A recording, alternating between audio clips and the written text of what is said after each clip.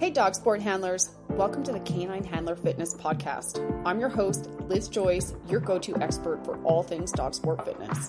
Whether you're running agility, doing protection work, tackling search and rescue, handling a tough tugger, or just looking to build strength for a lifetime of adventures with your dog, remember, you are half the team, and I'm here to help you stay strong, mobile, and injury-free. Join me as I break down the unique demands of handler fitness, speed, strength, endurance, and everything you need to perform at your best, both in and out of the ring.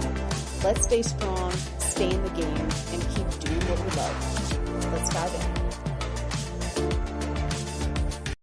Hey friends, and welcome back to the podcast. I am Liz Joyce, and today we're talking about a part of your agility day that's easy to skip, but it's truly game-changing once it's a part of your routine. We're talking about your cool down. I know. All right, the temptation to collapse into a camp chair after your run is real. You've been sprinting, queuing.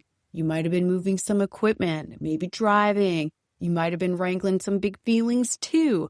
But the first few moments after your run, that window where your heart's still thumping, is one of the most powerful moments of your entire agility day. Today, we're talking about how to cool down your body and your nervous system and how to finish your day without saying, I survived, but saying, I feel ready for more. Let's dive in. So what is a cool down and why do you need one? And here's the thing. After your run, your nervous system will still be lit up like a Christmas tree. Your heart rate's high, your muscles are buzzing with adrenaline, and your brain may or may not be spiraling about what just happened out there. A cool down helps you shift from go mode to recovery mode. It also will help you ease physical tension and reduce your next day's soreness. It'll also help bring your nervous system back down to baseline. And when we're thinking about having good and consistent energy and performance throughout a full trial day or a trial weekend, being able to bring your nervous system from jacked up to baseline is a big part of energy conservation. If you want more tips about energy conservation and how to perform well, be sure to check out some of my previous podcasts.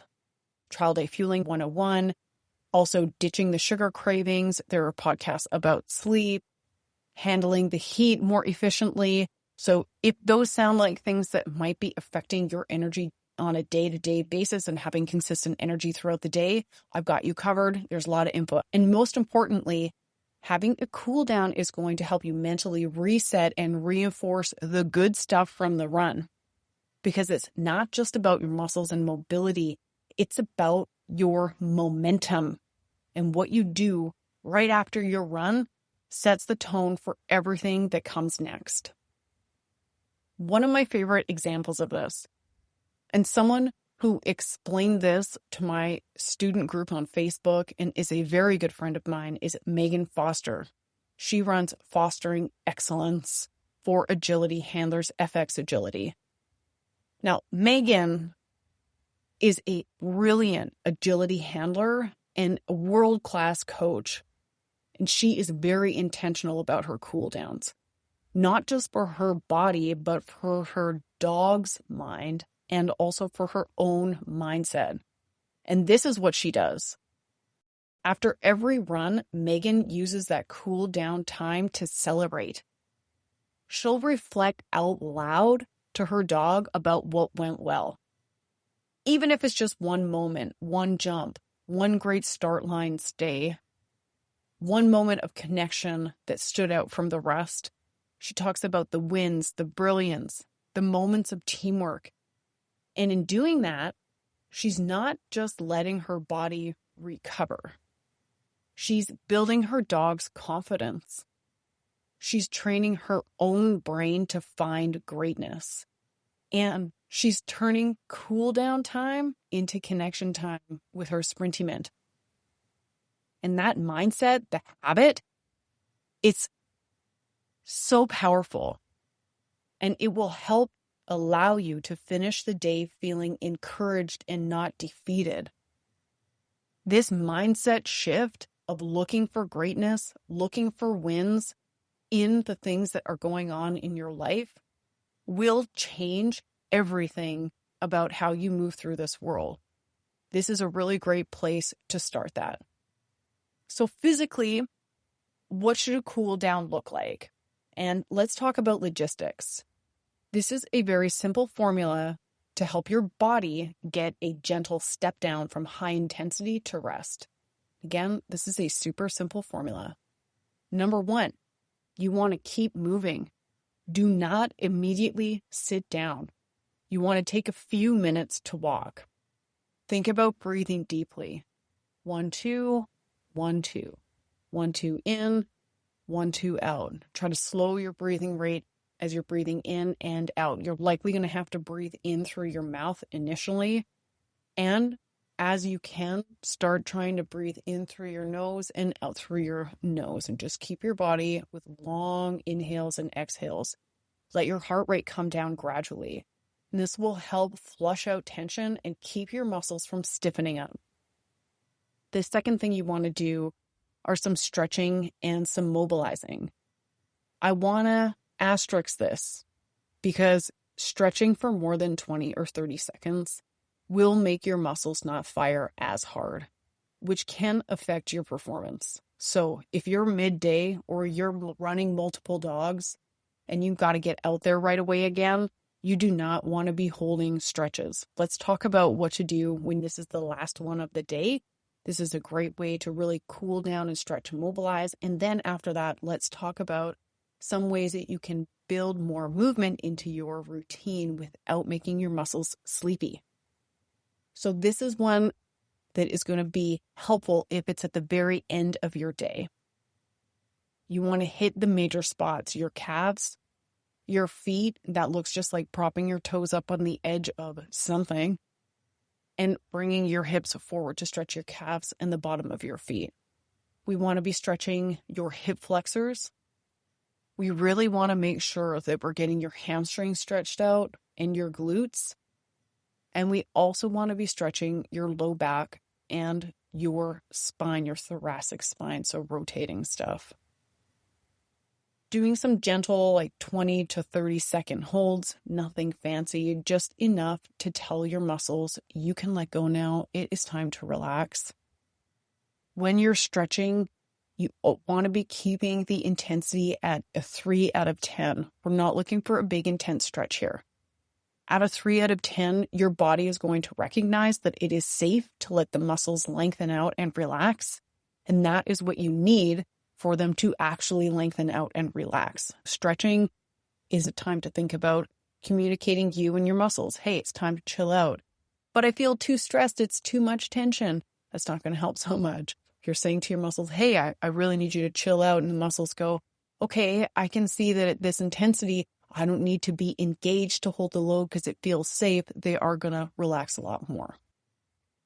Those of you listening to this that are in my all access pass, remember that you can head to the kettlebell icon at the bottom of your app screen, and in your stretching and mobility program, there is an amazing 30-minute deluxe stretch that you can follow along that's going to hit all the muscles and planes of movement in a wonderful stretching and rolling routine that you can use every single Monday after you've had an agility trial. Or you could even use it at the end of each day.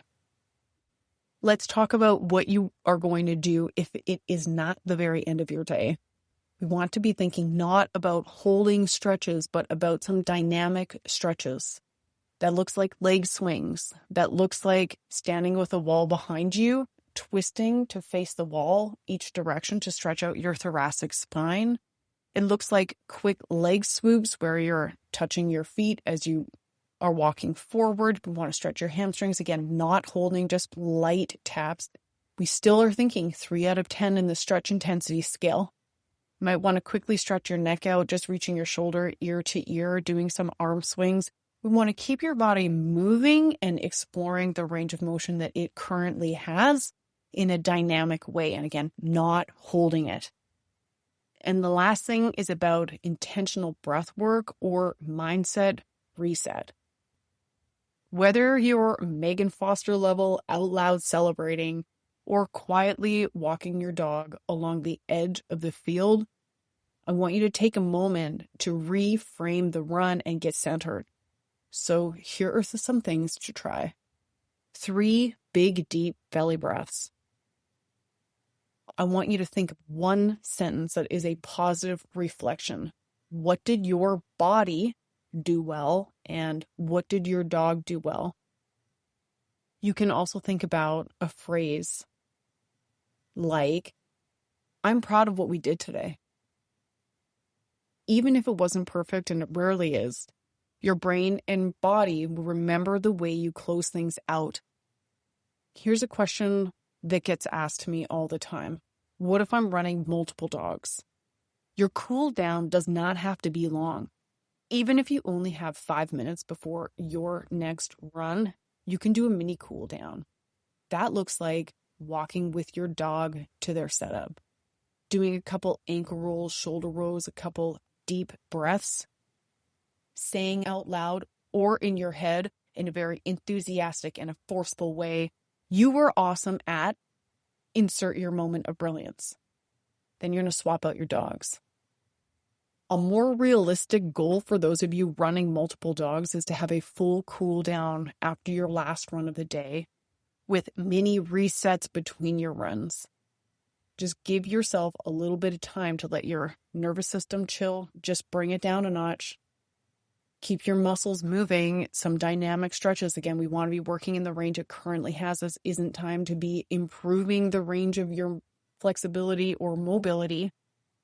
It's just a time to keep things moving so that it doesn't seize up, get tight, get uncomfortable, and so on. And this is why it matters long term. If you've been feeling like agility weekends leave you wrecked, you might be hobbling through Monday like you ran a half marathon, or if you're starting to wonder if the sport is maybe just too hard on your body, this is where I want you to take your power back. Cooling down tells your joints, your fascia, your nervous system, we're done, you're safe, and let's recover. It makes your training stick. It prevents overuse, injuries. It builds resilience in your body and in your mind. When you pair this physical reset with a mental celebration, like our friend Megan does, you also start showing up differently for your next run. You're calmer, you're focused. You might be more fun to trial with. Just saying. And again, here's your cool down toolkit. You want to walk for 2 to 5 minutes after your run. You want to stretch your calves, hips, and spine rotationally at the end of your day with gentle 20 to 30 second holds. If it is midday, doing 5 to 10 dynamic movements in each direction is going to cut it for you. If it's the middle of your day, we do not want you holding stretches, period. You're going to do 3 deep breaths, thinking longer exhale than your inhale. You're also going to say out loud one thing that you love about the run, and that's it. 5 minutes. This really could be the thing that turns your I survived the weekend into I feel ready for more. So this weekend, I want you to try it. 1 walk, 1 stretch, 1 breath, 1 great moment said out loud. Your body deserves to be treated like the athlete that it is. If you connected with Megan Foster's cool down routine, be sure that you check out the rest of her stuff. She is an amazing coach, and I can promise you that you will like the rest of what she has to say. Thanks so much for being here with me today and choosing to spend this time investing in yourself. I hope you feel encouraged to take action. Even the smallest steps forward will add up in ways you cannot even imagine yet. If this episode gave you something to think about or lifted you up, please share it with a friend. You really never know who might need these tools today. For more information, practical tools, and resources, To help you get stronger and confident both in and out of the ring, head on over to caninehandlerfitness.com. You can also find me on all the socials under the same name, so come on over and say hi. I'm here to help you build the skills, knowledge, and belief you need to reach your goals. Keep going, keep learning, and most of all, keep showing up for yourself. You've got this, and I'll be here cheering for you every step of the way.